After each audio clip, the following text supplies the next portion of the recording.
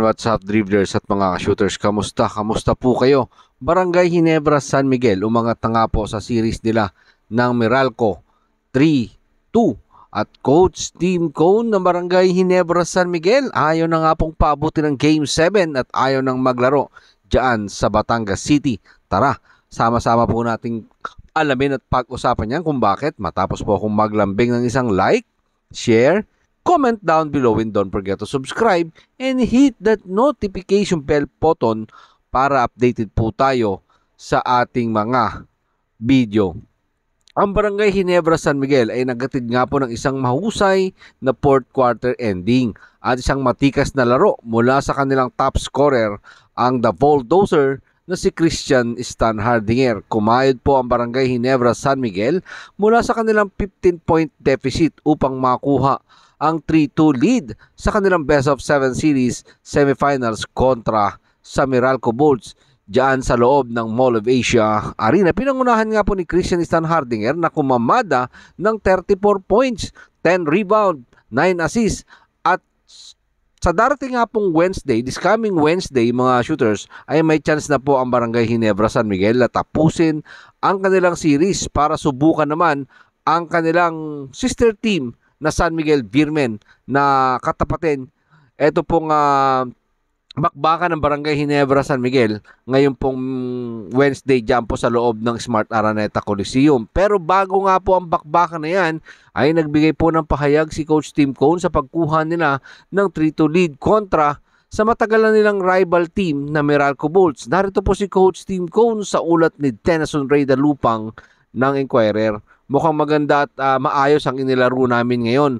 Matapos nga ang hindi magandang dalawang sunod na laro at nakalipas kung saan bumagsak kami sa 1-2 matapos kami matalo ng dalawang sunod. Gusto ko lang ibigay ang papuring ito sa mga players na nakataas ang kanilang mga ulo at sila ang nagpatuloy na lumaban para makamove on kami at makahanap ng pamamaraan para maipanalo ang labang ito ngayong gabi. Si Christian Stan Hardinger na mukha ng Barangay Ginebra San Miguel ay muling nagpasikat at nagambag ng kanyang matikas at maayos na laro. Kasama at katulong niya dyan si Japet Aguilar na nakapagambag ng double-double performance, 10 points at 12 rebounds.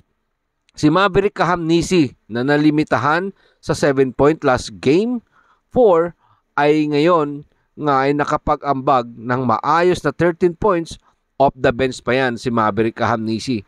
May katulong si Christian Stan Hardinger. Hindi lang po siya mag-isang kumayod dito mga shooters dahil napakagaganda rin naman talaga naging ambag ni Japet at ni Maverick Kahamnisi. Etong series na ito ng Barangay Ginebra San Miguel at ng Meralco ay magkakaroon pa nga po ng Game 7 kung papayag nga ba ang mga Barangay Ginebra fans or kahit si Coach Team Cone dyan po sa Batangas City. No, magkakaroon ng Game 7. Tanong, gusto nga ba ng Barangay Ginebra yon ng Game 7? Even the fans of Barangay Ginebra, gusto nga ba? Narito po si Coach Team Cone, no, mga shooters na nagtatanong ang karamihan kung gusto nga ba ng Barangay Ginebra na magkaroon ng Game 7 dyan po sa Batangas. Narito po si Coach Team Cone sa ulat ni Roventerado ng Spin.ph. I'm sorry, Batangas fans o Barangay Ginebra fans dyan sa Batangas. Sorry. No? Kung hindi na natin sila makikita, magiging masaya ako. Kung gagawin natin yan, sana makapagpakita tayo ng isang magandang laban. Pero ayaw na po ni Coach Team Cone na pumunta pa o tumungtong pa ang kanyang kupunan dyan po sa Batangas City mga shooters.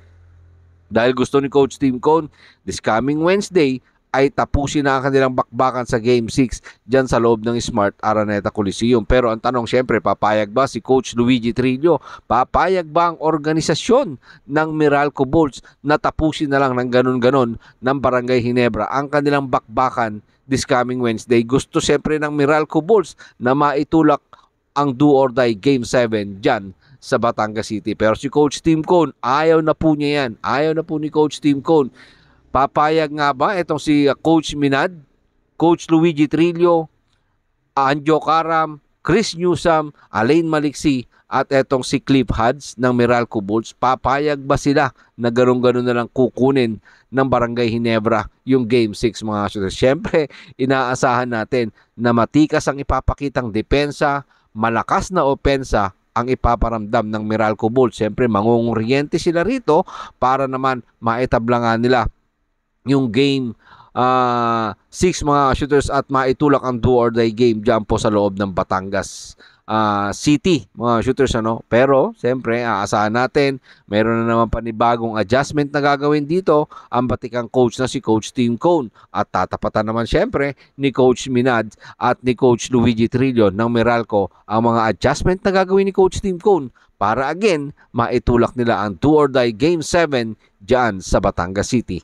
Maraming pong salamat mga shooters sa palagi nyo pong pagsuporta sa ating pong mga video. Maraming salamat po sa inyo at nawa wag po kayong magsasawang sumuporta sa Coach Jan TV at patuloy po kayong umasa na mga gandang content dito po sa ating channel ang ating pong ibibigay at makakapagtulong po para sa konting kaalaman natin sa mga pamamagitan po ng ganitong bagay nakakatulong po tayo makapaghatid sa inyo ng konting ulat patungkol po dito sa ating pambansang liga na PBA. Marami pong salamat sa inyong panonood. Ano naman po ang inyong maging opinyon?